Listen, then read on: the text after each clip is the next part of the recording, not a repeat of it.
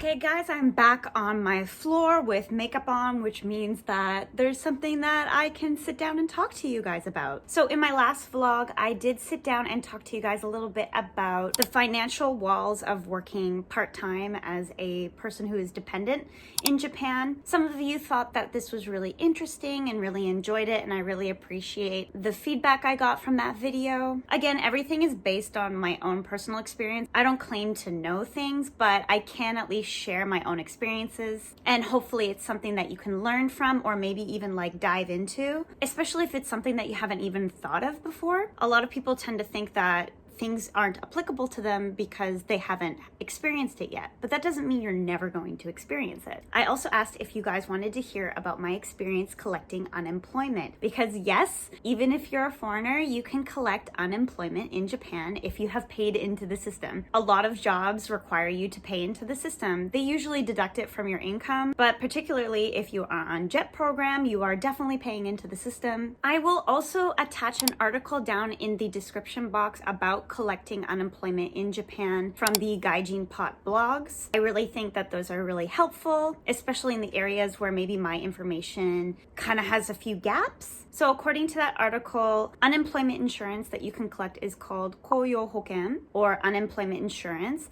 When I was going through the process, I referred to it at that time as shitsugyo hoken. So shitsu being like from ushinao or to lose, and gyo like business, so like to lose your job. I do believe there has to be a minimum period of time that you'd have to be paying into the system before you can collect on it. And you can't just quit your job in order to collect unemployment insurance. It has to be in the case where you lose your job without your own control. The interesting thing about JET program is that it is a matter of running out of contract and it being out of your control. Even if I wanted to work longer for my school, I was unable to because JET program doesn't allow us to have more than 5 consecutive contracts. So when I was finishing up, I asked for my Rishoku Shoumeisho. So your Rishoku Shoumeisho, or I think there's another way to call it, which is the Rishoku Hyo. So the difference between like hyo, which is just kind of like a notice, I guess,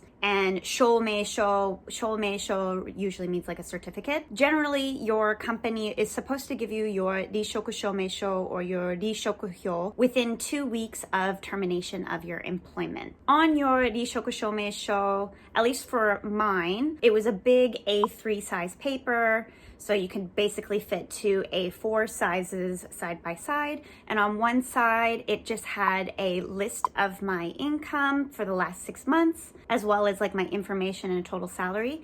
And then on the other side was a list of all the reasons as to why your employment was terminated.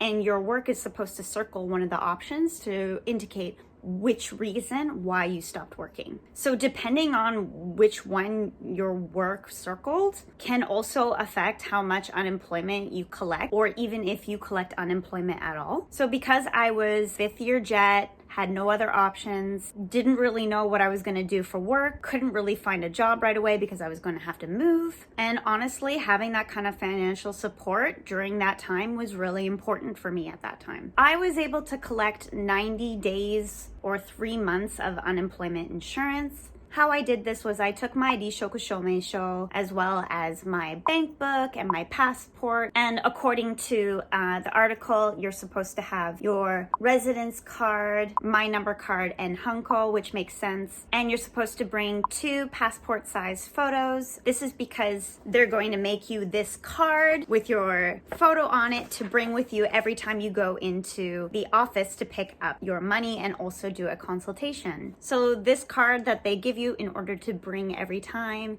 let me read this, the koyo hoken jukyu shikaku shasho, which for me listed the number of the reason why I lost my work, my registration number, the amount of money that I was expected to get every month, and all that information. So from the Hello Work office, when I first got there and kind of registered, they gave me this yellow book. This is from Heisei 3031, which was in 2018 when I collected unemployment. This yellow book contains kind of the rules and different explanations in Japanese, but more importantly, it has the dates of which you are supposed to arrive for a lecture, because before you can start collecting unemployment, you do have to go to a couple of hours long lecture, and then you have to do a consultation afterwards. Now, when you go to the Hello Work offices to collect your unemployment from then on, you will have to do the consultations and fill out what interviews you've been doing for proof that you've been looking for work, as well as if you've started working,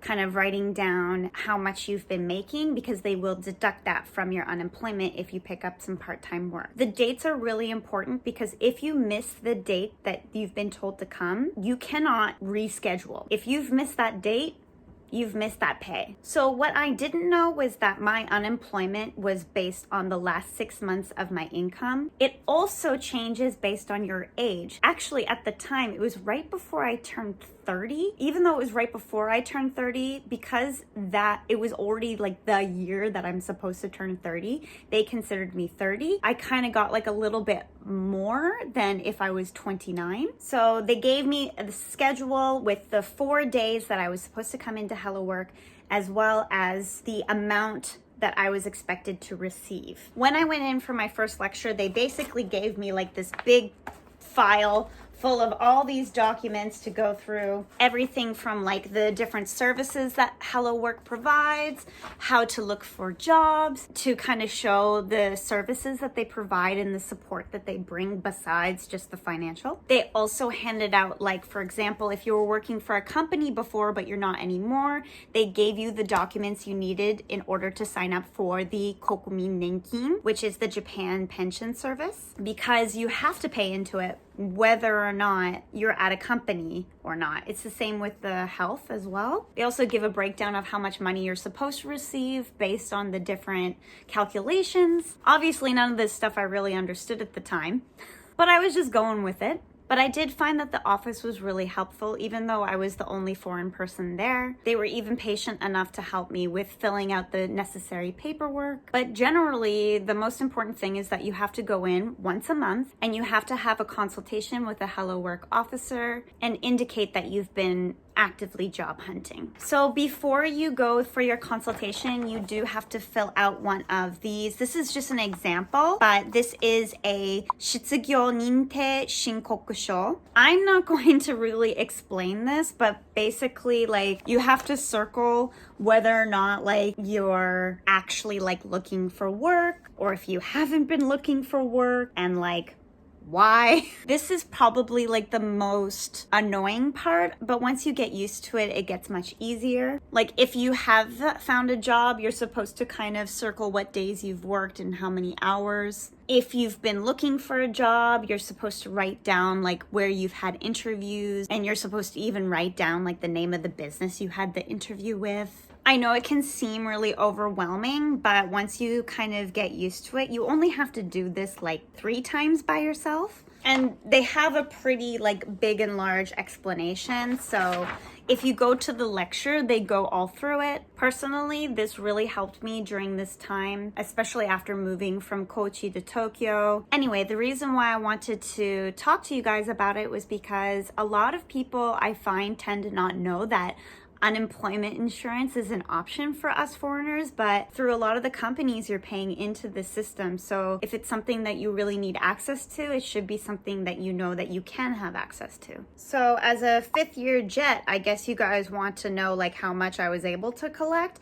Again, it's going to vary, but my first payment was the lowest. My first payment was about 8 mon, or 80,000 yen. And then I was able to pick up 180 mon payments afterwards. And then my last one was about 130. So if you think about it, yeah, it wasn't as much as like the salary I was making on JET program, but it was a really big support. And that is basically rent. Plus, you're not like going out too much and you're cooking at home, like that's food. It wouldn't probably suffice just having that, but it's definitely better than nothing. So here's a question for you guys. Have you ever lived abroad and collected unemployment? How did it go for you? Did you hate the lecture? Did you work part-time while you were finishing collecting your employment? I do believe you can still collect unemployment if you are working less than 20 hours a week.